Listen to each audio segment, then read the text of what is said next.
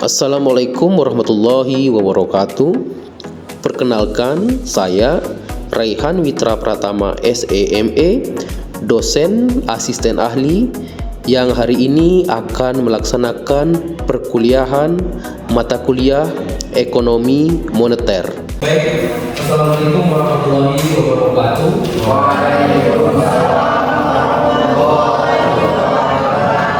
Syukur alhamdulillah kita masih diberi kesempatan untuk hadir pada perkuliahan kita yang ke-6 pada hari ini. Salawat dan salam kita curahkan kepada Nabi besar Muhammad Sallallahu Alaihi Wasallam. Baik, sebelum pembelajaran hari ini kita mulai, kita berdoa dulu. Silakan Mas Rafa pimpin doa. Sebelum belajar, marilah kita berdoa. Doa dimulai.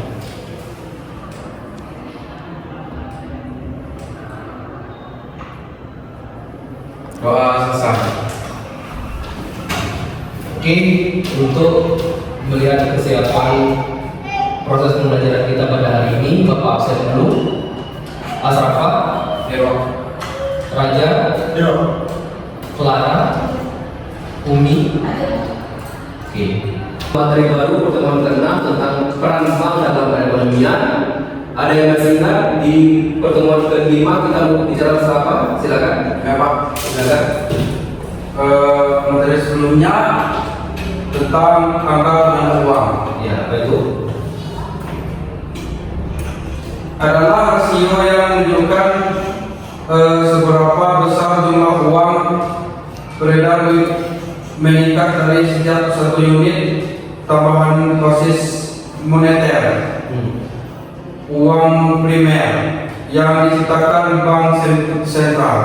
Secara sederhana, ini menggambarkan kemampuan bank komersial menciptakan uang melalui penyaluran kredit. Oke.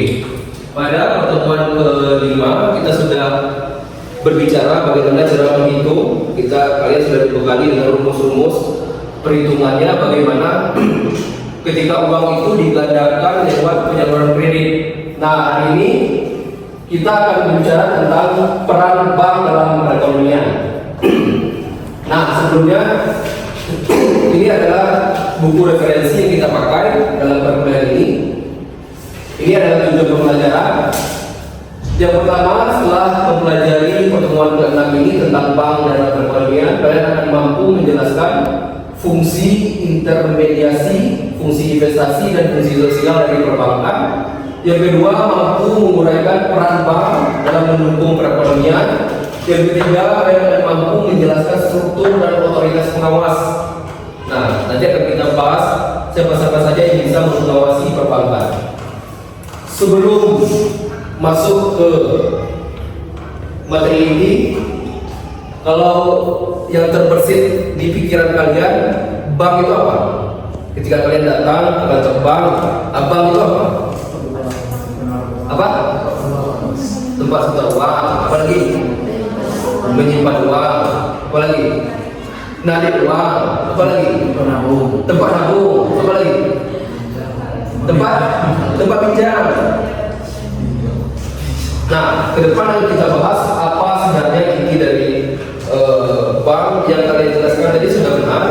Pada intinya tentang tempat menabung, tempat menyimpan, tempat narik uang, tempat minjam uang kalau kita kekurangan dana. Nah, apa kaitannya dengan perekonomian? Ini akan kita bahas. Sebelum kita masuk lebih jauh, kita akan bicara dulu apa itu lembaga keuangan, terutama yang syariah. Di lembaga keuangan itu terbagi dua.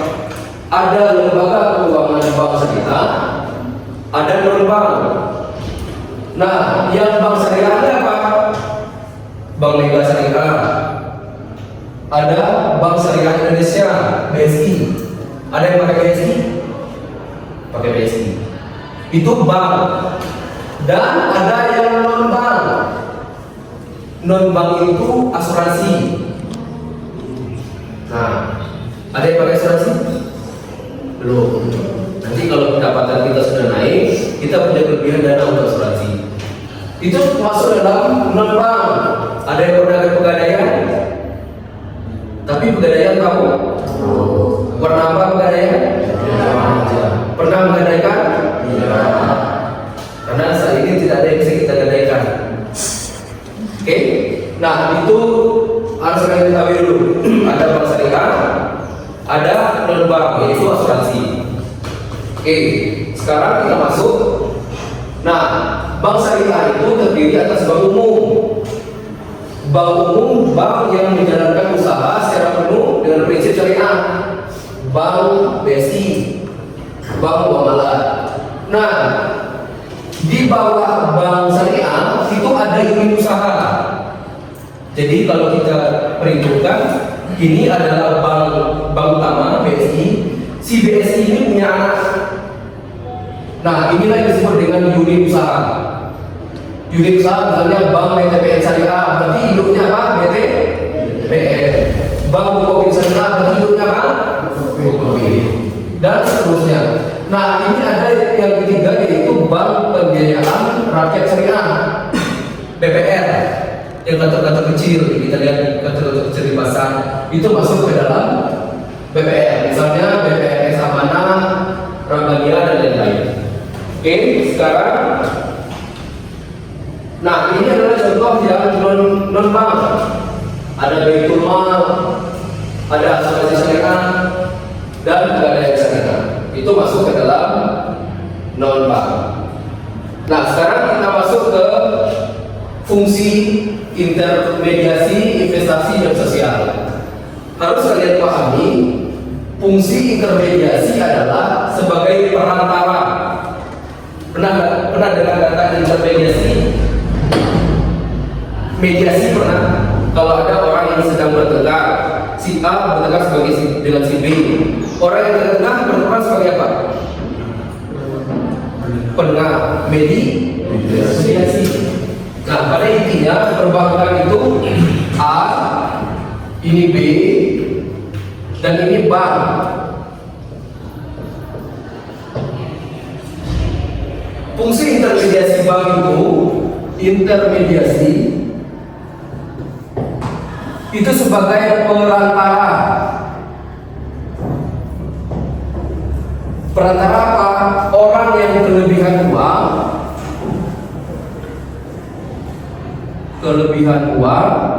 dan orang yang kekurangan uang. Nah, disinilah peran bank. Kalau kita lihat misalnya orang yang kelebihan uang itu dia menyimpannya dalam bentuk apa? Yang kalau kita menyimpan ke uang, nanti kita dapat imbal hasil atau bunga. Deposito.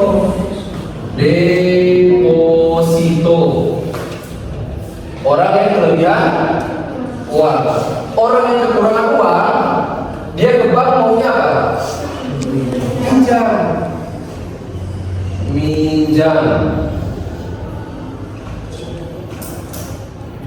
Nah, si bank ini akan membayar deposito kepada si A dalam bentuk persentase untung, dan ini juga akan membayar dalam bentuk persentase untung. Kalau kita pinjam uang, apa yang kita bayar ke bank? Bapak pinjam uang ke bank, bank kasih bapak duit, apa yang bapak bayarkan lagi ke mereka? Ini yang kita pelajari tadi. Ini sebagai lembaga perantara bank. Bank ini berdiri sebagai lembaga perantara. Nah, si orang yang kelebihan dana itu mendapatkan bunga simpanan. Orang yang kekurangan dana meminjam uang ke bank, dia akan membayar bunga pinjaman. Lalu dari mana bank ini dapat untung? Dari selisih. Nanti kita akan pelajari bagaimana menghitung selisih dengan rumus-rumus matematika. Bagaimana menghitung selisih antara debitur dengan nasabah ini. Nah, bank itu dapat untung, dapat uang itu dari selisih bunga pinjaman dengan selisih bunga simpanan. Misalnya bunga pinjamannya 10%, bunga simpanannya 5%. Untung bank berapa? 5%. Karena selisih antara pinjaman dan bunganya. Paham? Oke, ada pertanyaan? Oke, setelah pengantar materi, setelah awal kita dan juga mekanisme, perbankan dan lembaga ekonomi yang sudah Bapak sampaikan kepada kalian semua. Hari ini kita akan membedah studi kasus. Saat ini sesuai dengan data UMKM itu sangat sulit mendapatkan fasilitas kredit atau pembiayaan oleh perbankan. Nah, tugas kalian di kelompok masing-masing lakukan analisa mendalam kenapa hal ini terjadi. Kenapa UMKM itu sangat sulit mendapat kredit ataupun pembiayaan dari perbankan, baik itu yang konvensional maupun yang syariah. Silakan nanti dibuat 2 kelompok. Setelah itu hasilnya, setelah kalian analisa secara mendalam, lakukan kerjasama analisa mendalam, nanti akan disampaikan oleh salah satu perwakilan dari kalian. Paham?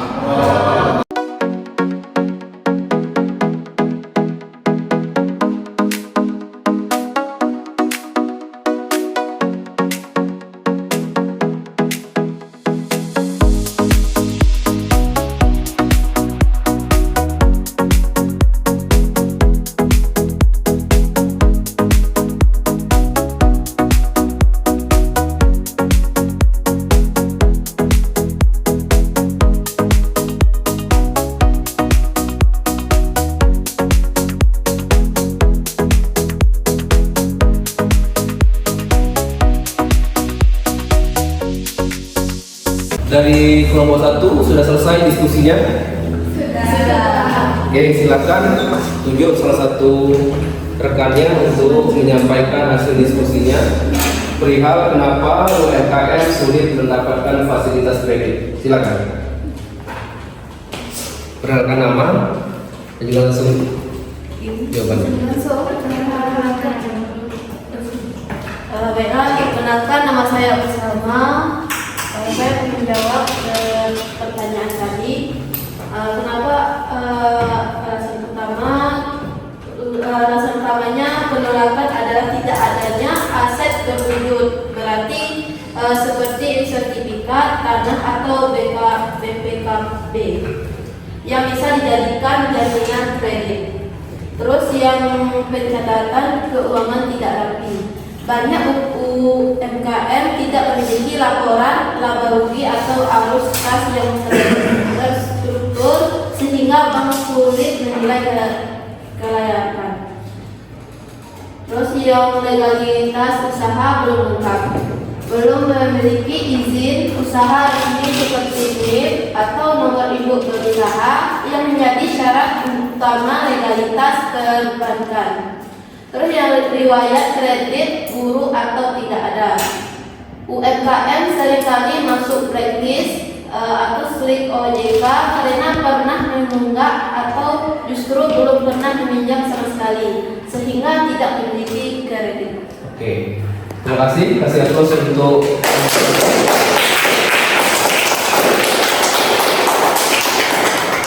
kelompok 2 sudah selesai.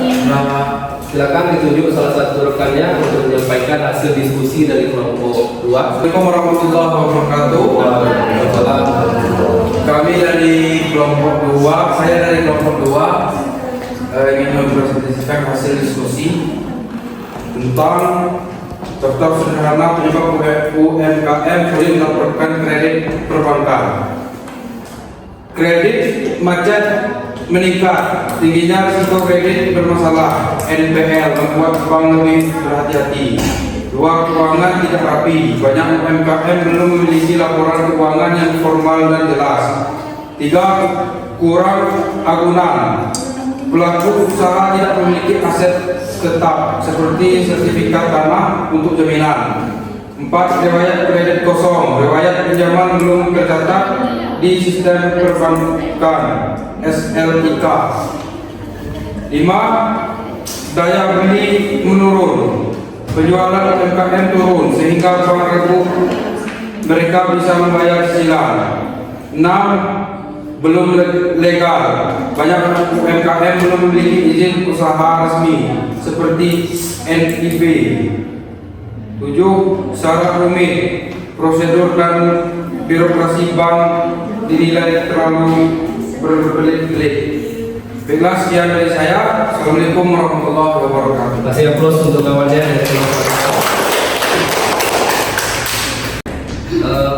sampai di penghujung pertemuan kita di pertemuan ke-6 ini. Di pertemuan ke-6 ini, di penghujung waktu ini kita akan melakukan kesimpulan dari pembelajaran hari ini. Siapa yang bisa menyimpulkan satu dari kelompok satu, silakan. Kesimpulannya, pada intinya bank adalah lembaga yang mempertemukan pihak yang kelebihan dana dengan pihak yang kekurangan dana. Oke, kasih terus untuk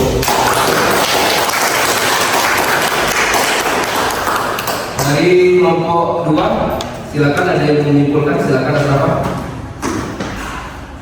Simpulannya, bank sangat berpengaruh dalam perekonomian karena bank menjadi lembaga penyalur keuangan demi peningkatan usaha masyarakat. Oke, terima kasih. Oke, itu adalah kesimpulan pada pertemuan kami ini. Di pertemuan ke-7 kita akan membahas tentang suku bunga dan pengaruhnya terhadap perekonomian. Terima kasih atas kehadirannya pada hari ini. Silakan untuk tugas yang Bapak berikan, silakan dilaksanakan dan kita kumpulkan di pertemuan yang akan datang. Oke, lebih kurang mohon maaf. Wabillahi taufiq wal hidayah. Wassalamualaikum warahmatullahi wabarakatuh.